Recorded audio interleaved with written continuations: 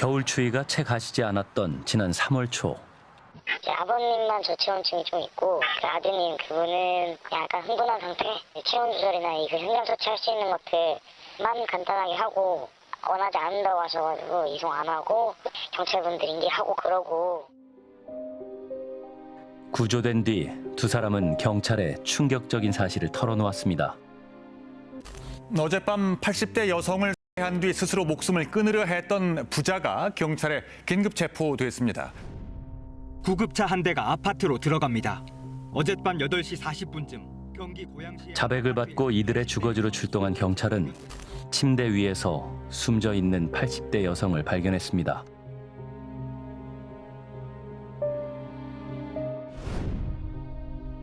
아버지와 아들은 가족을 살해한 혐의로 긴급 체포됐습니다. 어쩌다 범행 결심하게 되셨습니까? 범행 후회하지는 않으시나요? 경찰 조사에서 두 사람은 오랜 간병으로 인한 부담과 생활고로 범행을 저질렀다고 진술했습니다. 이 가족의 평소 모습을 기억하는 주민은 비극이 믿기지 않는다고 했습니다. 병원에 모시고 탁한 걸 봤거든. 여기 잡고 붙잡고 할아버지가 어찌 내려면 요 계단 내려 조심해 이러면 할아버지가 그래도 성질하다 억울하나 안 그랬죠. 형 아들도 그러더라. 차에서 저기다 차를 대놓고는 병원에서 갔다 오면 내리면은 그냥 내릴 때도 아들이 붙잡고 나나나나 이겨 끊기려고 그러고. 근데도 한타고 하고 운전하시고 맨날 그러셨는데 너무 많이 아프고. 공소장에 따르면 어머니가 뇌출혈로 인지 능력이 떨어지고 독립적인 생활이 어려워진 11년 전부터 셋째 아들이 부모님과 함께 살며 어머니를 돌봐왔다고 합니다. 아들은 두 번째 뇌출혈이 있었던 2016년부터는 회사도 그만두고 간병을 전담해왔습니다. 그러다 지난해 6월 어머니가 고관절 골절로 거동이 어려워지면서 상황은 더욱 나빠졌습니다. 사건이 발생하기 전 아들과 이야기를 나눈 적이 있다는 아파트 관계자. 그런 일이 일어나게 되면 보러 한번 이사를 가야 되겠다 하더라고요. 작은 집으로 가야 되기 때문에 집을 막 버리고 간다 소리는 하더라고요. 근데 왜 그 양반이 살림이 좀 쪼들리는 걸 알았냐면은 시집가를 카드를 좀 살 수 없네 하더라고요. 아니 왜 굳이나 카드를 사용하시냐고 했더니 요즘에 좀 왜 그래요 제 사정이 그러더라고요. 지금 온다고 내놓으라고 그래서 이사 가신다고 그러더라고. 그때 당시 한 3월 말께 가신다고 했나? 그러니까는 한 달 정도 남겨놓고 이사하고 나서 깜짝 놀랐어요.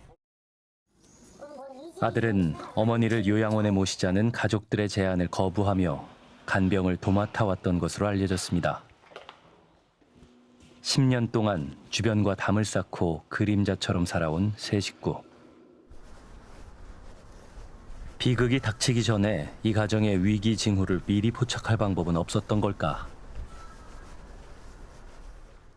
단점, 이런 분들은 저희한테 좀 그럼 저희가 알 수는 있지만 그분 같은 경우는 그런 것도 없었고 혼의 재산이나 이런 거를 봤을 때는 저희가 도와줄 정도가 왜냐면 전세도 좀 어느 정도 있으니까 본인들이 조금 힘들면 돈이라서 SOS 해야 저희가 좀 개입도 하고 도움도 줄 수 있는데 그리고 이게 한 번도 돈을 안 받아본 사람들은 돈이 오기가 되게 힘들어요. 노인 장기 요양보험이라는 공적 돌봄 제도가 있었지만 이 가족의 비극을 막지는 못했습니다.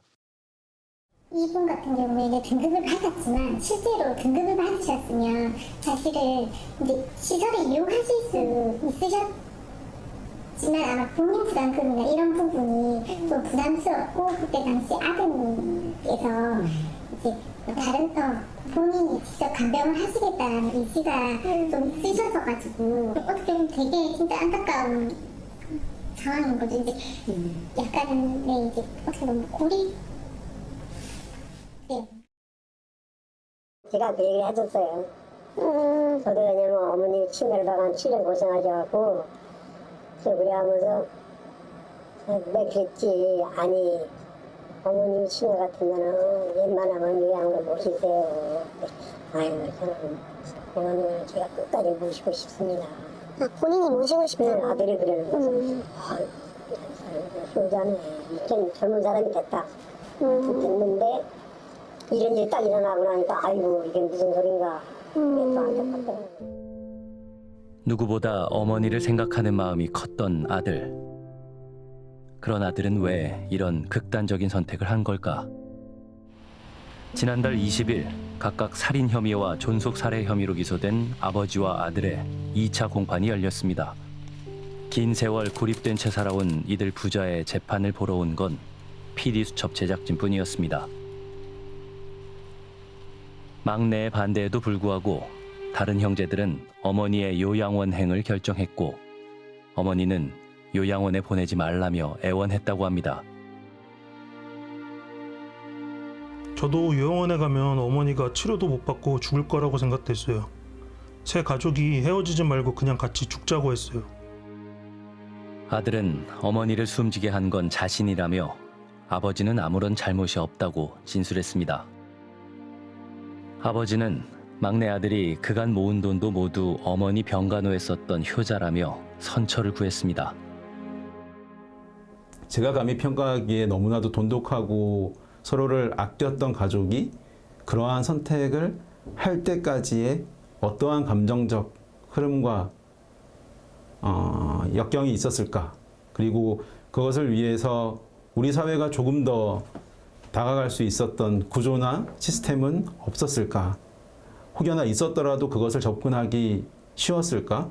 사회적으로 그러한 고민들이 사건화되고 있는 것은 분명한 문제가 있습니다. 치매에 걸린 아내를 10년 넘게 간병해온 80대 남편이 아내를 살해했습니다. 20년 넘게 아픈 아내를 지극정성으로 간병해온 70대 남편이 80대 아버지와 60대 아들이 함께 숨진 채 발견됐습니다.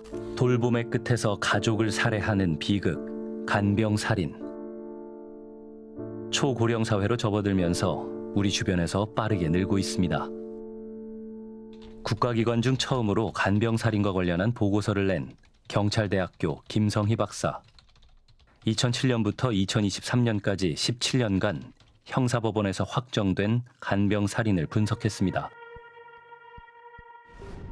한 해 평균 5.25건에 불과했던 2000년대에 비해서 2020년대에 들어선 한 해 평균 14.75건으로 기존 수치의 3배에 달하는 수준이었습니다. 피해자는 60대 이상이 66%, 가해자 역시 열의 7은 60대 이상입니다. 간병살인은 노인이 된 자녀가 노인인 부모를 돌보는 이른바 노노간병의 경우에 집중돼 있었습니다. 평균적으로는 한 4년 정도의 간병이 이루어지다가 피해자를 살해하는 양상들이 나타나고 있습니다.